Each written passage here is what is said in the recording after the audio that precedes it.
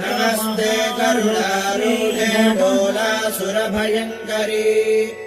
सर्वपापहरे देवी महालक्ष्मी नमोऽस्तुते सर्वज्ञे सर्ववरदे सर्वदुष्टभयङ्करी सर्वदुःखहरे देवी महालक्ष्मी नमोऽस्तुते सिद्धिबुद्धि